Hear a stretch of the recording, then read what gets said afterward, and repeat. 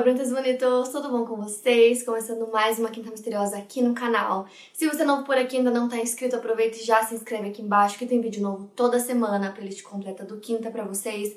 Na descrição com todos os casos que eu já contei, são mais de 350 casos, então vão lá maratonar. Aproveita e me acompanha nas redes sociais que eu vou deixar aqui na tela pra vocês, me sigam por lá e deixa o like no comecinho do vídeo que me ajuda muito na divulgação.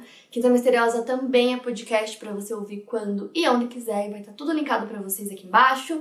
E agora bora começar o caso de hoje.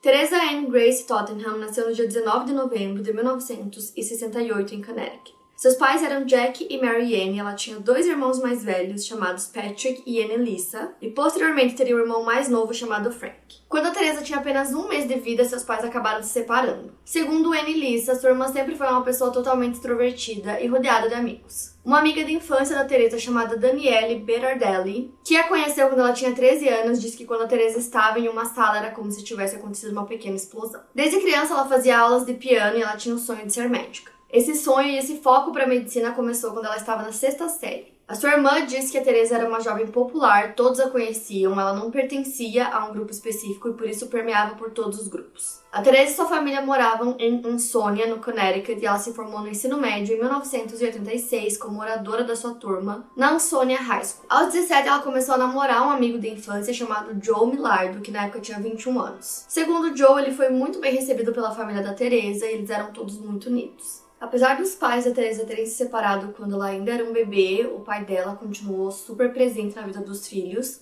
tanto que o namorado dela disse que eles iam bastante pra casa dele, que era uma casa super legal, onde eles se divertiam muito. A Teresa fez um curso na Fairfield University e ela se formou em 1990 com um mestrado em biologia. E aí, nessa época, ela estava trabalhando como garçonete para conseguir um dinheiro, e aí ela conheceu vários médicos que estavam fazendo residência, e ela começou a pensar em se tornar assistente de médicos. Esses médicos incentivaram muito ela, dizendo para ela tentar seguir a carreira mesmo, que ela era muito inteligente e parecia ter vocação para isso. Então ela começa a cursar medicina e se forma 6 anos depois, e aí ela fez a residência dela na Universidade da Flórida. Em 1999, a Teresa era recém-formada e estava trabalhando em um laboratório de pesquisa de um hospital em Charleston, na Carolina do Sul. Naquele ano, através de um site de namoro, ela conheceu o Kenny Cousins, que era um especialista em sistemas de informação e também tinha formação em economia de recursos naturais. O primeiro encontro deles aconteceu na praia, eles se casaram no ano seguinte e se mudaram para St. Pittsburgh, na Flórida. Lá, a Teresa começou a trabalhar em um ambulatório do Hospital Geral de Tampa, em uma região mais humilde da cidade. Quando eles se casaram, o Kenny tinha 45 anos e a Teresa tinha 31.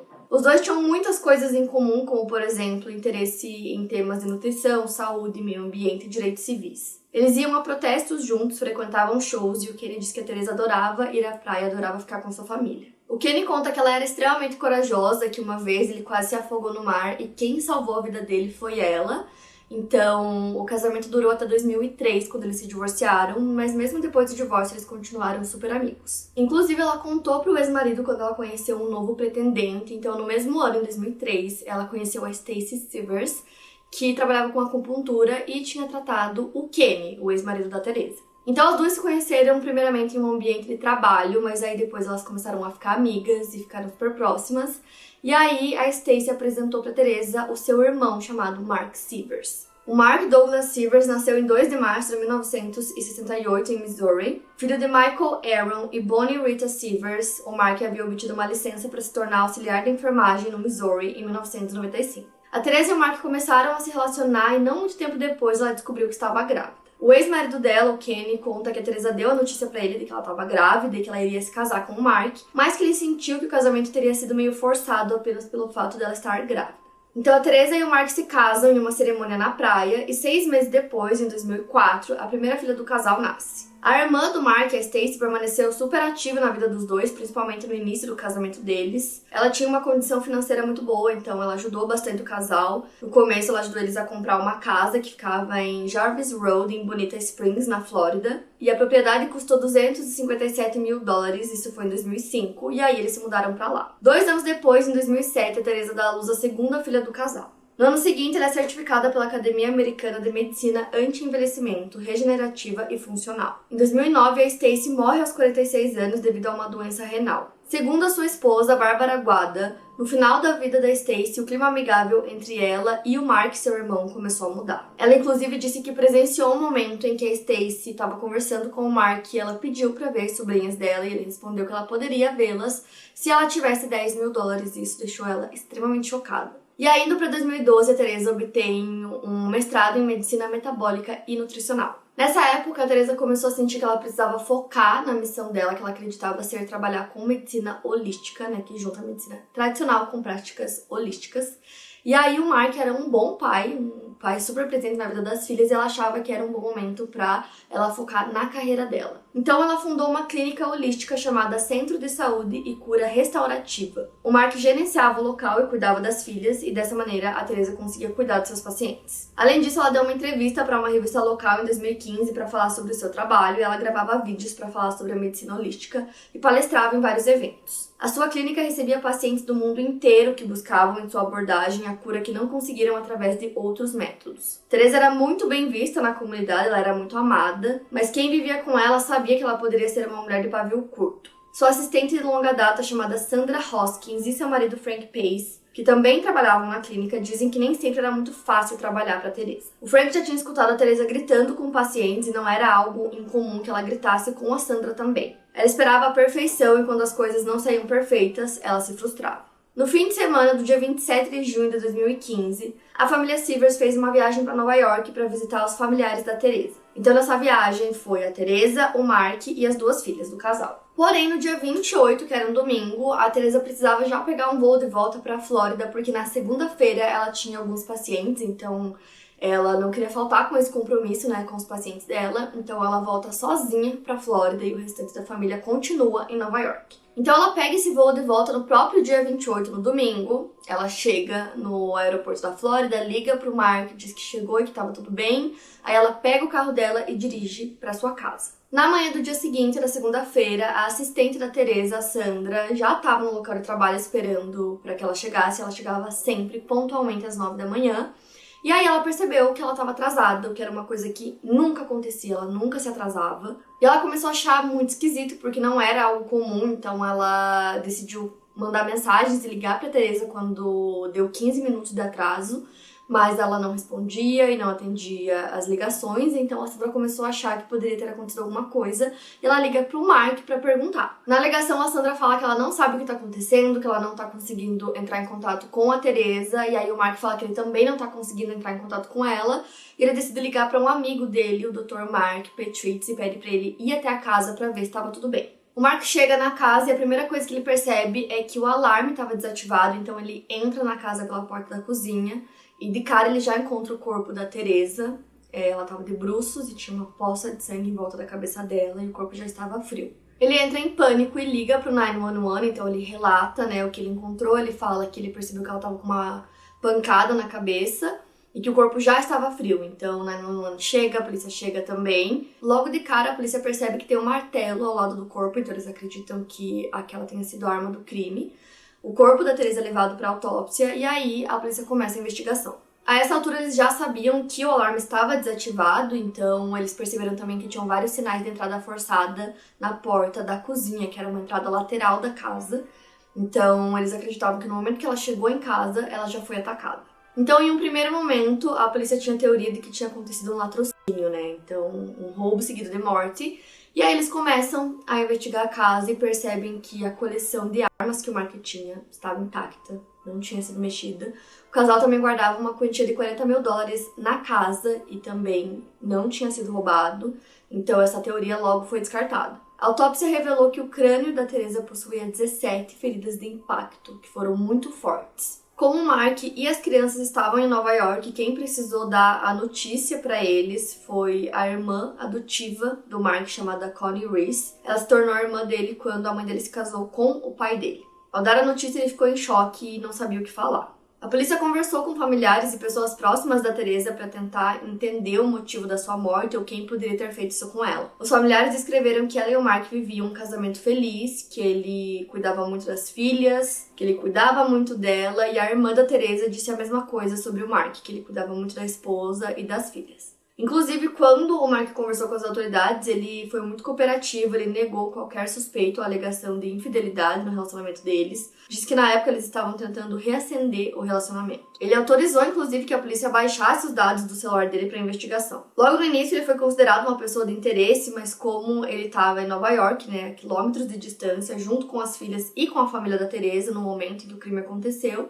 ele logo foi liberado de qualquer suspeita. Na época da morte da Teresa, no mesmo mês, inclusive, outros 2 médicos holísticos tinham sido assassinados na Flórida, e isso gerou uma especulação de que pudesse tratar de um serial killer que tinha como vítimas os médicos holísticos. Até o Mark acreditou nessa teoria, nessa hipótese, e aí a polícia começou a investigar e logo essa teoria foi descartada. Só que aí a polícia conversa com a Bonnie, que é a mãe do Mark, e aí eles descobrem que ela tinha ficado responsável por ir até a casa da família para alimentar os animais enquanto eles estivessem na viagem de Nova York. E aí ela conta pra polícia que no domingo, quando ela foi lá alimentar os animais, ela tava tendo dificuldades em ativar o alarme. Aí ela liga pro Mark pra falar que ela não tá conseguindo ativar e ele fala que não tem problema deixar desativado. Outra possibilidade que a polícia tava trabalhando era a de que o culpado poderia ter sido um dos pacientes da Teresa. No momento em que a Annie, que é a irmã da Teresa, conversou com a polícia, ela acabou citando o fato da Sandra, que era assistente da Teresa, ser uma funcionária descontente. Como eu já disse anteriormente, tinham alguns relatos de que a Teresa gritava com a Sandra, e aí a Sandra disse que inclusive ela iria pedir demissão naquela segunda-feira, porque a Sandra teria dito pra ela que ela estava trazendo energias ruins pra clínica. Por conta disso, a Sandra também foi considerada uma pessoa de interesse no caso. 8 dias depois da morte da Teresa, aconteceu o funeral dela, então vários amigos e familiares se reuniram.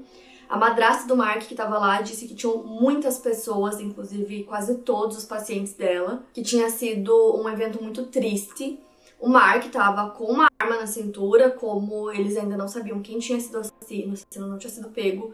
Ele estava com medo pela vida dele e pela vida das suas filhas, então ele levou uma arma meio que para se proteger. E aí, no dia 9 de julho de 2015, os investigadores recebem uma denúncia de uma pessoa que disse que possivelmente teria uma informação sobre o crime. Só que essa ligação veio de Missouri, que fica a 1.700 quilômetros do local onde o crime aconteceu. No dia seguinte, os investigadores vão até Missouri para conversar com essa testemunha e através dessa conversa eles chegam a 2 nomes de 2 possíveis suspeitos. Eram eles Curtis Wayne Wright e Jimmy Rogers. O Jimmy havia sido preso em 2011 por uma acusação relacionada a armas. Ele conheceu o outro suspeito, o Curtis, na prisão, e ele estava preso por posse de drogas. Apenas em agosto, a polícia fez uma coletiva de imprensa para anunciar o nome dos suspeitos para a mídia. Para os familiares, o Jimmy Rogers era uma pessoa completamente desconhecida, porém, o Curtis Wayne Wright, conhecido como Wayne, não era. O Wayne e o Mark, inclusive, eram amigos de infância, eles tinham crescido juntos em Missouri e estudado juntos na escola também. O Wayne, inclusive, esteve presente no casamento do Mark e da Teresa e ele estava presente no funeral dela. 2 meses antes, o Mark tinha sido padrinho do casamento do Wayne. Os funcionários da clínica também conheciam o Wayne porque ele trabalhava com computadores e costumava viajar do Missouri para a Flórida para arrumar os computadores da clínica. Um outro colega que estudou com eles na escola, chamado Greg Bolin, disse que o Wayne era bem inteligente e gostava de mexer com tecnologias. Mas não demorou para o Greg acreditar que o Wayne não era uma pessoa tão boa quanto ele aparentava ser. O Greg tinha fortes suspeitas de que o Wayne era o responsável pelo desaparecimento do seu irmão Ronnie, que desapareceu de maneira misteriosa em 1996. O corpo dele nunca foi encontrado, mas o Wayne foi a última pessoa a vê-lo. O Greg acredita que o motivo tenha sido um dinheiro que o Wayne devia para o Ronnie. O carro dele foi encontrado em St. Louis em um lava-car com a chave na ignição. O Wayne nunca foi acusado pelo crime, mas é listado como uma pessoa de interesse no caso. As suspeitas da polícia recaíram sobre os dois depois de alguns relatos de pessoas próximas. Quando o Jimmy saiu da cadeia, ele foi contratado por Tyler Juliet e Jeff Conway para trabalhar em sua empresa de contratações. Seus chefes dizem que o Jimmy gostava de se gabar por ter aplicado golpes que envolviam roubo e até mesmo falsificação de dinheiro, mas eles não sabem se tudo o que ele dizia era verdade. A Teresa tinha voltado para a Flórida no dia 28, no domingo, e aí no dia 29, na segunda,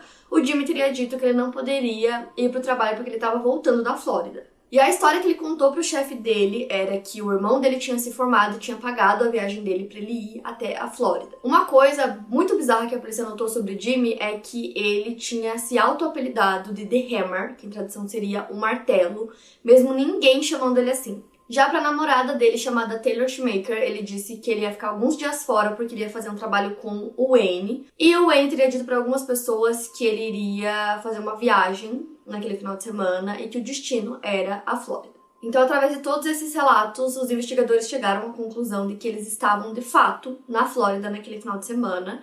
E aí eles foram até a casa do Wayne para conversar com ele, disseram que eles tinham algumas pistas que levavam a ele, queriam só conversar, mas ele se recusou a falar. Como eles só tinham algumas pistas circunstanciais, eles não tinham como obrigar o Wayne a falar com eles naquele momento, mas eles decidiram seguir em frente com a investigação, focando nele. Então eles foram até a empresa de aluguel de carros chamada Enterprise, que ficava em Hillsborough, porque eles sabiam que o Wayne tinha alugado um carro nessa empresa para poder fazer a viagem para a Flórida. O carro tinha GPS, então através do GPS do carro eles conseguiam saber qual tinha sido a rota dele. No sábado, dia 27, entre 7h16 da manhã e 8h17 foi criada uma rota entre a casa do Wayne e a casa do Jimmy.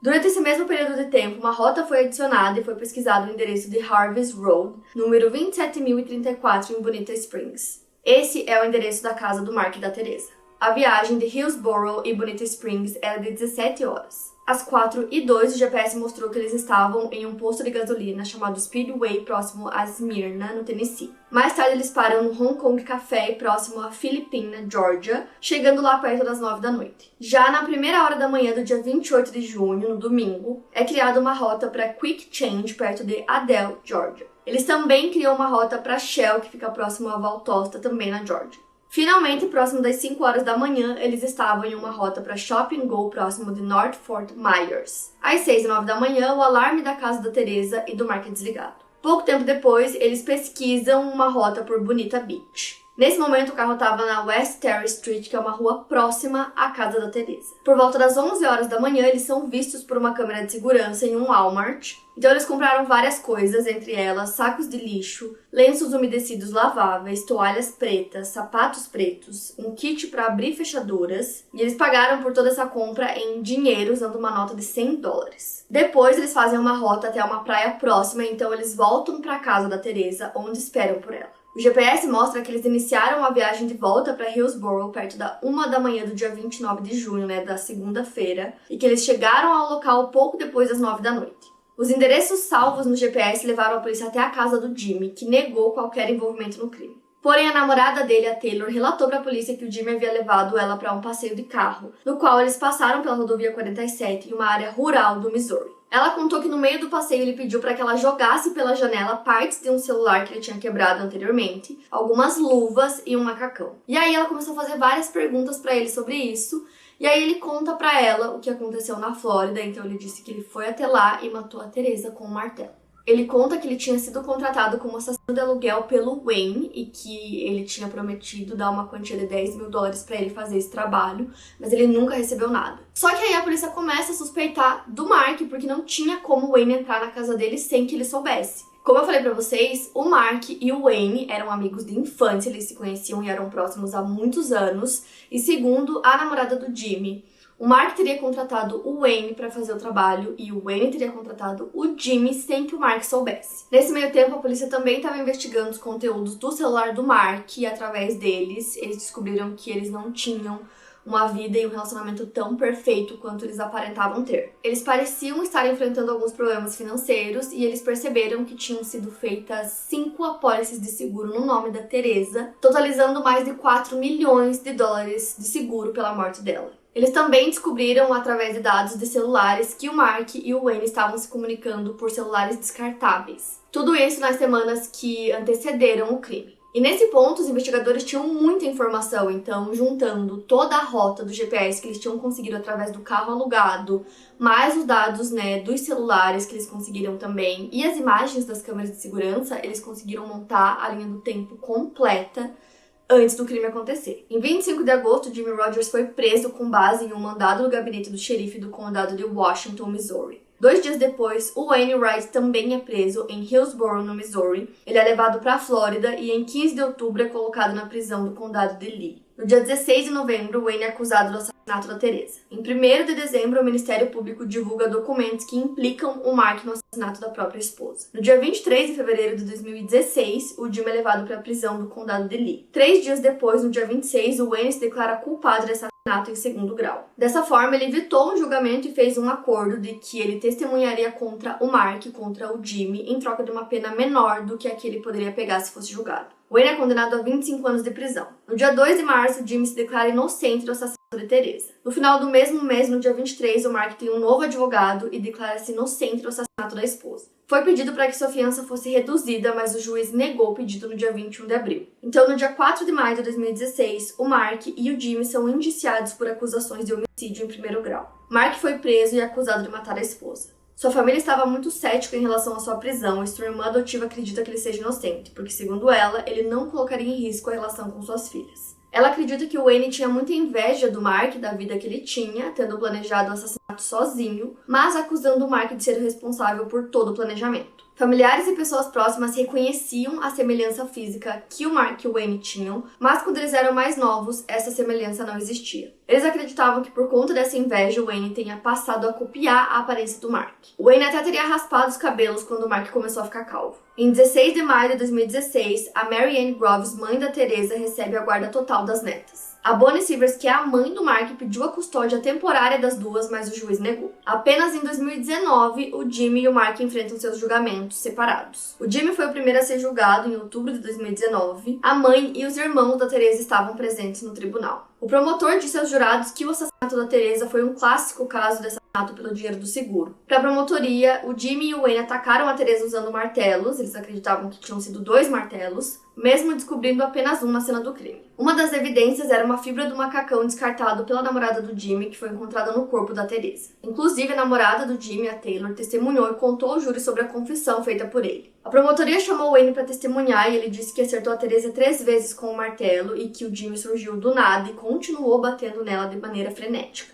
O advogado de defesa do Jimmy não chamou nenhuma testemunha, mas disse aos jurados que eles não deveriam acreditar no Wayne, dizendo que ele teria sido o único a bater em Teresa enquanto o Jimmy não teria participado. Os jurados deliberaram por 2 dias e ele foi considerado culpado de homicídio em 2º grau e sentenciado à prisão perpétua. A equipe da promotoria foi a mesma do julgamento do Jimmy e usou basicamente as mesmas evidências. O advogado de defesa do Mark diz que todas aquelas evidências apresentadas apontavam apenas para Wayne e Jimmy e não para o Mark. E aí a Taylor, ex-namorada do Jimmy, também testemunhou no caso do Mark, mas ela não sabia como conectar ele com o caso, já que o Jimmy tinha sido contratado pelo Wayne, né? O Wayne também foi chamado para testemunhar e ele disse que quem tinha cometido o crime fisicamente tinha sido o Jimmy, mas quem tinha planejado tudo tinha sido o Mark. Segundo o Wayne, o Mark teria dito que ele estava passando por problemas financeiros e que ele acreditava que a Teresa iria deixá-lo e iria ficar com a guarda das crianças, né, das filhas, e que para ele a única alternativa era matá-lo.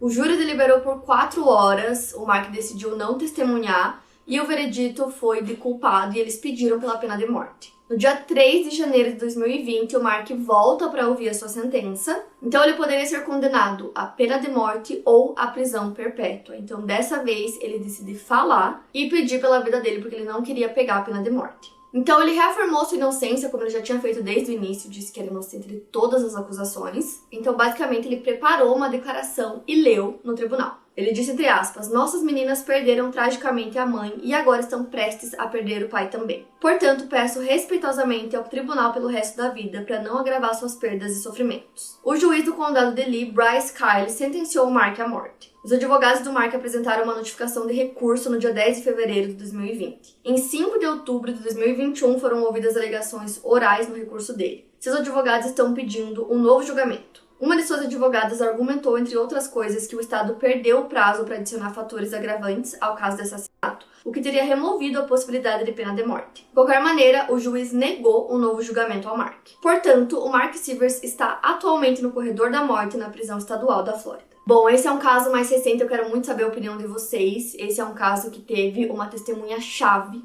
né, que fez a denúncia, que levou a investigação ao Jimmy e ao Wayne. Então, talvez sem essa denúncia eles, né, demorassem muito mais para chegar nesses nomes. Quero muito saber o que vocês acharam, então me conta aqui nos comentários. Não esquece do like, que me ajuda muito na divulgação, playlist completa do Quinta Na descrição pra vocês, Quinta Misteriosa também é podcast pra ouvir quando e onde quiser. E não esquece de me acompanhar nas redes sociais, que eu vou deixar aqui na tela pra vocês. Me acompanhem por lá, que tem conteúdo extra. E é isso, eu vejo vocês no próximo vídeo.